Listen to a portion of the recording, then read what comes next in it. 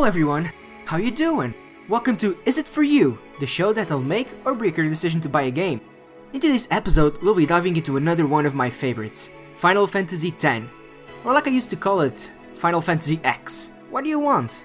I was a stupid kid, I never realized that the X was actually the Roman numeral for 10. I would also call Final Fantasy X2 to the sequel. Enough talking about my sad days. Should we jump to a little bit of history then? Final Fantasy X first released in Japan on July 19, 2001 on the PS2, later being released in the US. Believe it or not, it didn't release in Europe. Well, kinda.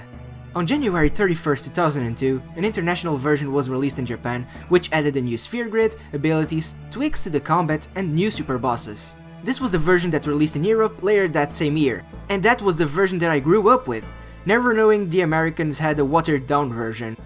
In December 26, 2013, Japan received the almighty Final Fantasy X 10-2 remastered for the PS3 and PS Vita. Later that year, it was also released in the US and Europe. This new version contained Final Fantasy X, its sequel Final Fantasy X-2, and Final Fantasy X-2 Final Mission, which is a mystery dungeon game. Also, we have the mini-movie Final Fantasy X Eternal Calm, and bonus audio. Stay away from that piece of shit. Funnily enough, alongside all the new features like HUD, which I actually prefer the PS2 version, one of the best features for me is exclusive to the PS Vita version, the quick recovery menu. It was an easy way of restoring the party's HP without going through menus. Sometime later the game was also released for PS4 and PC, not adding a lot of new features to the mix. We had the ability to choose the original or rearranged soundtracks, and the exclusive PC options of cheat codes. Now let's get to the meat of the video, shall we? This game is a classic RPG. It even got rid of the famous active time battle system, or ATB for short, in favor of the traditional turn battle with a few changes named conditional turn battle. This will be touched upon once we get to the gameplay part of the video. You start your adventure in the futuristic city of Zarnakand. You take control of a Blitzball player that you can rename, but for the sake of this video, let's go with the default name, Tidus. Yes, I'll pronounce it this way, as it's the most official pronunciation that we have from the Dissidia games. Yes, I heard you. What is Blitzball? The short answer is, imagine underwater football. Anyways, when you take control of Tidus, you are in your way to a major game in which you're going to partake. Everything is looking fine and dandy, you're chilling and killing, and then a giant fish starts attacking and destroying the city. I don't think I need to tell you that Tidus' game got cancelled, right? In the midst of the chaos, Tidus, who managed to survive a giant fall, finds his friend and kind of mentor, Auron, that instead of running, makes us fight the monsters that are invading the city. I tell you, this guy is crazy. Things are not looking good, and after a while, struggling to survive, Tidus and Auron get really close to Sin and disappear into a light. This leads to the protagonist to wake up in the middle of some ruins. After managing to enter the destroyed building and making some fire, he is ambushed by a monster. However, luck seems to be on his side, as he is kind of helped by some people known as the All Bad. These guys make him work in exchange for his life. But Tidus is happy, as he finally met someone that he can talk with, Riku. An All Bad that promises to take our boy to some place he might find someone he might know. However, she also does state that Zanarkand, Tidus' hometown, has been destroyed 1,000 years ago, and as that wasn't bad news enough, Sin attacks them. This leads Tidus to fall into the water and to drift, being separated from Riku and the other All Bad. Here's where the game does an 180. Up until this point, everything was dark and kind of mechanical. But once the Blitzball player wakes up in the ocean, he finds himself on a beach, and from this point onwards, the world feels a lot more alive and beautiful. Going back to the story, in this beach there is also a group of Blitzball players being led by Wakka, who offers to help us. However, it does say the same thing as Riku. Zanarkand was destroyed 1,000 years ago. Things progress slowly but steadily. They arrive at the village, and there they meet Lulu, Kamari, and Yuna. These three alongside Wakka are going to start a pilgrimage across the world so that Yuna, a recently turned summoner, can get the aid of the mythical beasts known as the Aeons. With them, she will defeat Sin and rid the world of its harm. Well, at least that's what she hopes for. Having nothing to lose, Tidus decides to accompany them in hopes that he might return to where he came from. Jeez, that was long, but with that out of our way, we can finally talk about the gameplay.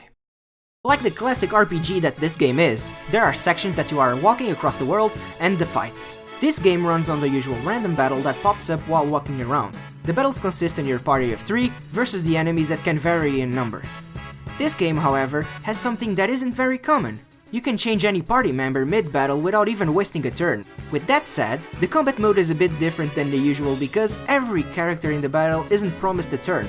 Instead, depending on a multitude of factors, one can get many turns before the enemy, and the contrary is also possible.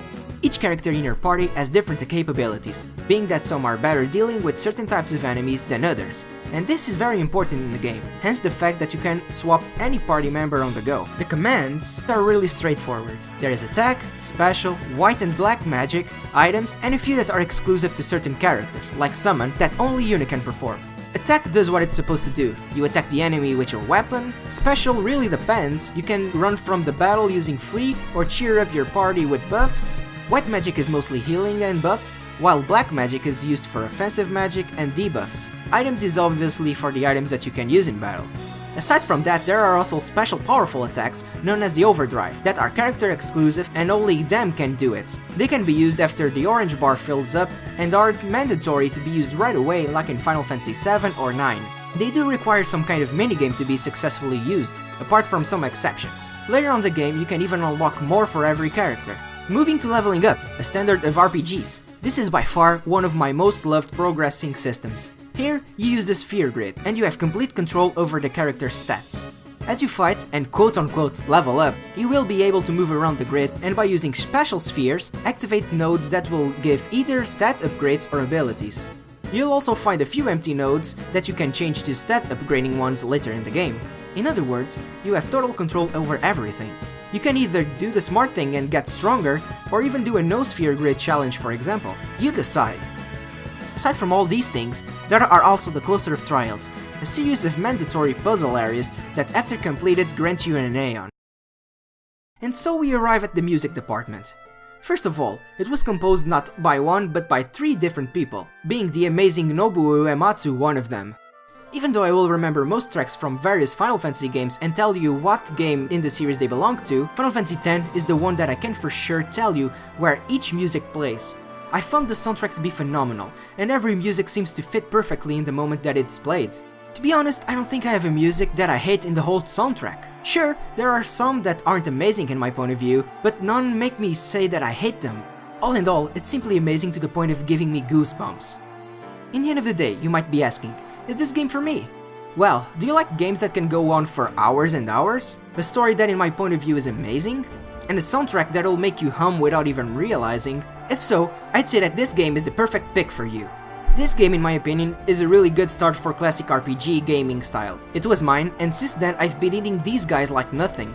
Also, this might seem weird, but this game was the first and one of the only games to make me cry in the end. Even to this day, I get chicken skin. Final Fantasy X for me is a work of art, and even though it is hated by many Final Fantasy fans, I'd say it's totally worth your time. Anyway, with that said, stay away from the summoner! Alright guys, this is another episode complete.